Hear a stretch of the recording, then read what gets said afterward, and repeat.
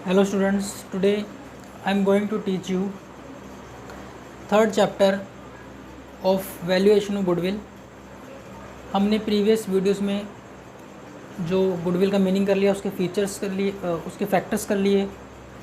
Then today I am going to teach you methods of valuation of goodwill, कि goodwill को calculate करने के एक पार्टनरशिप फॉर्म में कौन कौन से मेथड्स हैं। ये चैप्टर आपका थर्ड है और ये जो क्लास है +2 कॉमर्स स्टूडेंट्स के लिए। तो मेथड्स ऑफ गुडविल कौन कौन से हमारे पास, फर्स्ट है average profit method, then second super profit, then last capitalization method. Average profit method is further divided into two parts, simple average profit, weighted average profit. Then capitalization method is also further divided into two part, first capitalization of average profit, then capitalization of super profits। तो ये these are all methods of valuation goodwill। In methods को use करके हम एक partnership firm की जो goodwill की value को कैलकुलेट करना सीखेंगे। तो जो हमने सबसे पहले अपना मेथड करना है that is average profit. Average profit में हमारे पास सबसे पहले है सिंपल एवरेज प्रॉफिट मेथड। सबसे पहले हमने सिंपल एवरेज प्रॉफिट मेथड के कुछ न्यूमेरिकल्स करने हैं। हाँ जी, जो नेक्स्ट हमने जो करना है that is average profits method. तो एवरेज प्रॉफिट जो मेथड है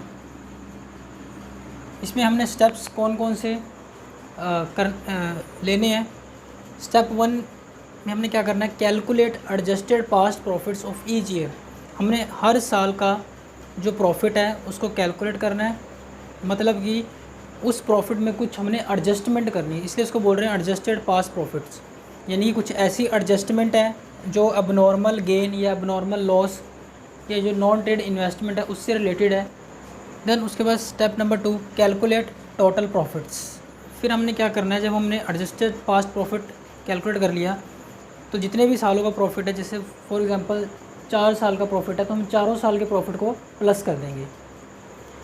then step 3 calculate average profit. अब एवरेज प्रॉफिट हम कैसे निकालेंगे, जैसे हमने 4 साल का प्रॉफिट प्लस कर दिया और टोटल प्रॉफिट आ गया 4 साल का, तो नंबर ऑफ़ ईयर कितने हमारे पास 4, हमने 4 से डिवाइड कर देना है तो वो आपके पास क्या आ जाएगा, एवरेज प्रॉफिट। देन उसके बाद step 4 calculate average future maintainable profits. ये फ्यूचर मेंटेनेबल प्रॉफिट्स क्या है कि जो फ्यूचर में होने वाले खर्चे हैं उन खर्चों को हम एडजस्ट करते हैं, या फ्यूचर में होने वाले जो एक्सपेंसेस हैं या जो इनकम है तो हम एवरेज प्रॉफिट में एडजस्ट करते हैं। एडजस्ट करने के बाद जो हमारे पास प्रॉफिट आता है उसे बोलते हैं फ्यूचर मेंटेनेबल प्रॉफिट। देन उसके बाद स्टेप नंबर 5 कैलकुलेट गुडविल।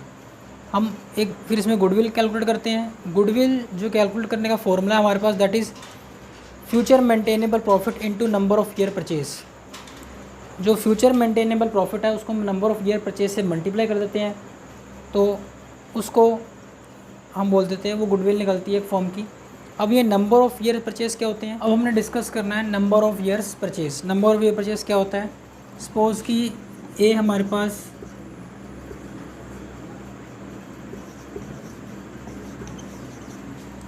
पास सेलर है, तो जो बी है ये बायर है। ए ने अपना बिजनेस बी को बेचना है, तो ए कहता है कि मैंने अभी तक मार्केट में अपनी रेपुटेशन बनाई, इमेज बनाई है, तो वो इमेज का मतलब गुडविल बनाई है, तो उस गुडविल के पैसे भी कुछ चाहता है बी से। तो ए कहता है कि ऑन एन एवरेज में हर साल 20,000 का प्रॉफिट अर्न करता था, तो उस हिसाब से मैं 3 सालों का प्रॉफिट तुम्हारे से चाहता हूँ गुडविल का। तो यहाँ पर हम 3 लिख देते हैं, तो यानी कि जो ए के बिजनेस की गुडविल की वैल्यू कितनी आ गई, 60,000। अब ए ने कितने सालों का प्रॉफिट मांगा बी से, 3 सालों का, तो इस जो ये 3 है इसको हम क्या बोलेंगे, नंबर ऑफ़ ईयर परचेज।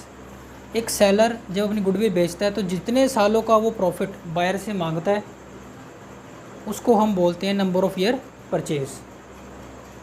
और गुडविल की अमाउंट कितनी लेगा ए बी से, 60,000। ये गुडविल है और ये जो है 3 ये नंबर ऑफ़ ईयर परचेज है।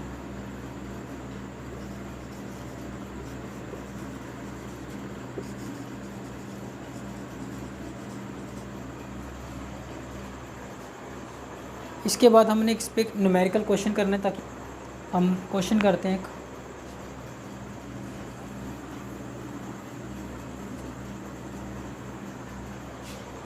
सपोज कि हमारे पास 3 साल का प्रॉफिट है, 2000, 2001, 2002, 10,000 का प्रॉफिट, देन 20,000 का, देन उसके बाद 30,000 का। मतलब कि ईयर 2000 में हमें प्रॉफिट हुआ 10,000 का, ये हमारे पास ईयर है, और ये प्रॉफिट्स 2001 में हमें 20,000 का प्रॉफिट हुआ है फर्म को, 2002 में 30,000 का प्रॉफिट हुआ है।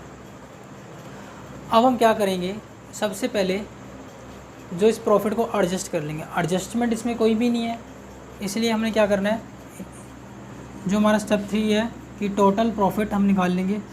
तो टोटल प्रॉफिट हमारा कैसे निकलेगा, इन सारे ईयर्स को प्रॉफिट को प्लस कर देंगे, वो आ जाएगा 60। अब हम एवरेज प्रॉफिट निकाल लेंगे।